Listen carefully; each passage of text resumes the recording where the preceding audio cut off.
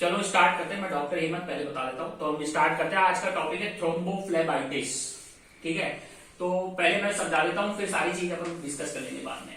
तो थ्रोम्बोफ्लेबाइटिस क्या होता है? थ्रोम्बोफ्लेबाइटिस का मतलब होता है कि भाई कोई भी थ्रोम्बस बस जाना, ठीक है, या फिर एक फ्लेबाइटिस, आइटिस मतलब होता है इन्फ्लामेशन। इन्फ्लामेशन को हिंदी में बोलते हैं सूजन आ जाना, है ना। थ्रोम्बस बसा तो थ्रोम्बोफ्लेबाइटिस, और सिंपल वेन में सूजन आ रहा है तो फ्लेबाइटिस। ठीक है, अब हॉस्पिटल में ये टॉपिक इसलिए जरूरी है थ्रोम्बोफ्लेबाइटिस, क्योंकि कई पेशेंट है जिनको आईवी कैनुला वगैरह लगता है, तो उसमें क्या होता है, कई बार स्वेलिंग आ जाती है, कईयों को गांठ बन जाती है। तो उसमें भी दो तरीके की कैटेगरी होती है मेनली। थ्रोम्बोफ्लेबाइटिस दो तरीके का होता है, एक होता है सुपरफिशियल, एक होता है डीप। सुपरफिशियल मतलब भाई ऊपर ऊपर का स्किन वगैरह और आसपास के टिश्यू इन्वॉल्व हुए हैं। डीप में क्या होता है, काफी डेप्थ तक चला जाता है वो, वेन्स वगैरह, कई बार कुछ केसेस में ऑर्गन्स भी इन्वॉल्व होते हैं, पर वो रेयर है, रेयर कंडीशन है ना। जैसे डीवीटी वगैरह वो एक अलग चीज हो गई, पल्मोनरी एम्बोलिज्म वो एक अलग चीज है। यहाँ पर सिंपल थ्रोम्बोफ्लेबाइटिस की बात करेंगे जो आईवी कैनुला से होता है।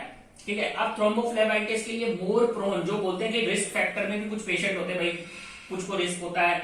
अब जैसे हमारे भी हॉस्पिटल में भाई 6 महीने में, साल में 1 या 2 केस होता ही होता है थ्रोम्बोफ्लेबाइटिस का, या महीने में होता होगा, तो उसमें करेक्टिव एक्शन, प्रिवेंटिव एक्शन होता है। तो अब थ्रोम्बोफ्लेबाइटिस ज्यादातर हम किन लोगों में देखते हैं, जो ओल्ड एज हो, ठीक है, वेन्स जिसकी पहले से खराब है, या फिर कैंसर।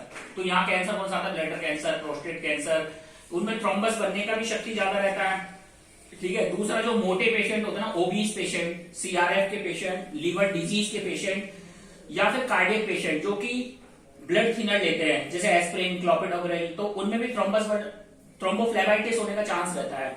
या फिर ट्यूबरकुलर पेशेंट, एक अपने केस भी था, ठीक है, तो सिस्टर को हुआ था थ्रोम्बोफ्लेबाइटिस। तो अब ये क्वेश्चन था कि भाई क्यों हुआ इसको थ्रोम्बोफ्लेबाइटिस? उसका रीजन ये था कि वो थी ट्यूबरकुलर, ठीक है, जीआई ट्यूबरकुलोसिस, इंटेस्टाइन रप्चर हो चुका था, तो लेट डायग्नोस हुआ। लेट डायग्नोस हुआ, आप आईवी कैनुला कितना भी अच्छा लगाओगे तो उसमें टेंडेंसी रहता है कि उसको हो सकता है। तो उसके लिए प्रिवेंटिव एक्शन वगैरह यही रहेगा, भाई करेक्टिव एक्शन, की आप पहले ही स्क्रीनिंग कर लो पेशेंट की कि भाई टीबी है या नहीं है। अगर आपको सिम्टम्स से पेट दर्द होता था, इंजेक्शन लगवाती रहती थी, तो ट्यूबरकुलर आइडेंटिफाई करना जरूरी होता है। दूसरा, कैंसर पेशेंट प्रोन रहेगा कि भाई उनको क्लॉट बनने का शक्ति ज्यादा रहता है, कुछ लोग ब्लड थिनर पे रहते हैं, ओल्ड एज, ठीक है, ये सारे रिस्क फैक्टर है। कई बार पेशेंट को पहले से ही फ्लेबाइटिस होता है।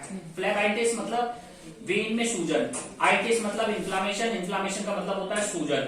ठीक है, अब ये और किन पेशेंट में हो सकता है, जैसे गठिया के मरीज होते हैं, रूमेटॉइड आर्थराइटिस है, या वास्कुलाइटिस, उनको ऑलरेडी ही वेसल्स में फाइब्रोसिस वगैरह रहता है, तो ये डिजीज हो गई। ओल्ड एज हो गया।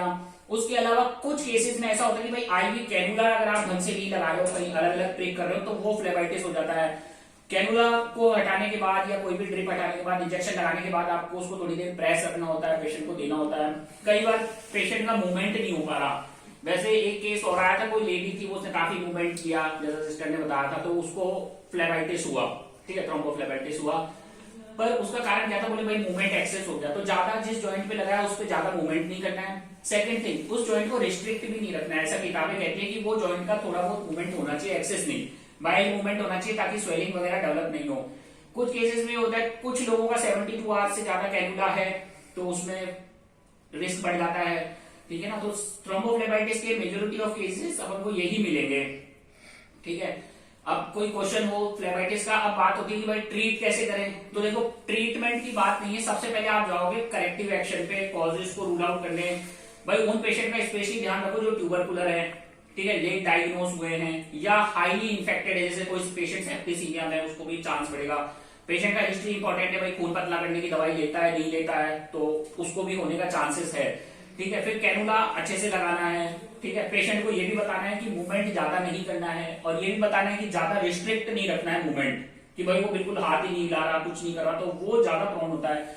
उसके अलावा कुछ फ्लूइड, आईवी फ्लूइड, कुछ एंटीबायोटिक्स, जैसे डेलासिन वगैरह देते हैं तो वेन खराब हो जाती है, सोडियम इन्फ्यूजन दोगे तो वेन खराब हो जाती है। कीमोथेरेपी की दवाइयां, कीमो की दवाइयां पर भी प्रोस्टेट कैंसर में देते हैं ना, तो वो भी वेन खराब कर देती हैं। तो ये चीजें अपन को ध्यान रखनी है। 72 आवर्स से पहले कैनुला चेंज हो जाना चाहिए, ये थोड़ा सा ध्यान रखना पड़ेगा, ठीक है ना। यही है फ्लेबाइटिस के बारे में, और कुछ भी नहीं है। अब ये है कि हॉस्पिटल में जो जो केसेस आते जाते हैं उससे अपन को पता चलता जाएगा। भाई एक फीमेल पेशेंट आई, उसका मूवमेंट बहुत ज्यादा था, ऊपर पहुंची, तब तक कैनुला में स्वेलिंग था।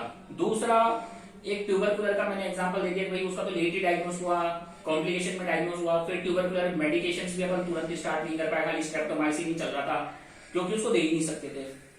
तो कुछ ऐसा क्राइटेरिया आ जाता है जहां पे रिस्ट्रिक्शंस आते हैं। तो अब इसका प्रिवेंशन यही है कि पेशेंट का हिस्ट्री लो, उसका कॉज फाइंड आउट करो और उसकी केयर अच्छी हो। अब बात आती है कि भाई ट्रीट कैसे करोगे, तो ट्रीटमेंट के लिए तो ये थ्रोम्बोफॉब क्रीम आता है, ठीक है ना, वो यूज कर सकते हो।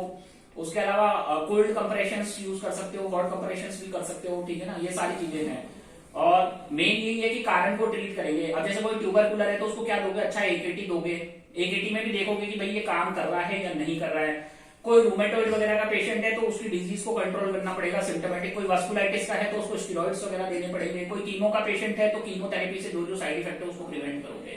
तो always treat the cause. Treatment सबका सेम नहीं होगा, सबका डिपेंड करेगा कि भाई किसको क्या तकलीफ है, तो उसके अकॉर्डिंग अपन ट्रीट करेंगे, ठीक है ना। कोई सीआरएफ का पेशेंट है तो उसमें डायलिसिस वगैरह से उसका कंट्रोल करोगे लेवल, ठीक है। कोई स्पेसिफिक फ्लूइड है जिससे वेन में फ्लेबाइटिस होता है तो उसका देखना पड़ेगा अपन को, ठीक है ना। तो यही है। और कोई क्वेश्चन हो तो पूछ सकते हो। अब मैं फिर आप लोगों से क्वेश्चन पूछूंगा इस क्लास में क्या समझ में आया, पहले पूछ लो। अभी इतना बताया उसमें समझ में आ गया ना। अब मैं पूछता हूँ थ्रोम्बोफ्लेबाइटिस का पूछूं। थ्रोम्बोफ्लेबाइटिस का मतलब क्या समझा आप लोगों ने? क्वेश्चन सिंपल यही है, डेफिनेशन जो मैंने पहले बताई थी। थ्रोम्बोफ्लेबाइटिस का मतलब क्या है, हिंदी में समझते हैं।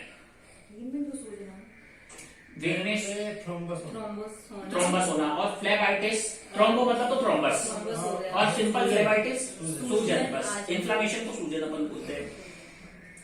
कोई भी एक जना खड़े होके, सबसे नहीं पूछूंगा, कोई भी एक जना खड़ा होके 5 कारण बता दो जो मैंने इतने सारे बताए। 5 कॉज बता दो बस। पेशेंट कैंसर का पेशेंट है, बहुत प्रोन है। और ट्यूबरकुलोसिस अगर पेशेंट है, ठीक है, डायग्नोसिस हुआ है, हाँ। वो सीआरएफ का पेशेंट है। और चौथा है ओल्ड एज है, पेशेंट ओबेसी है वो।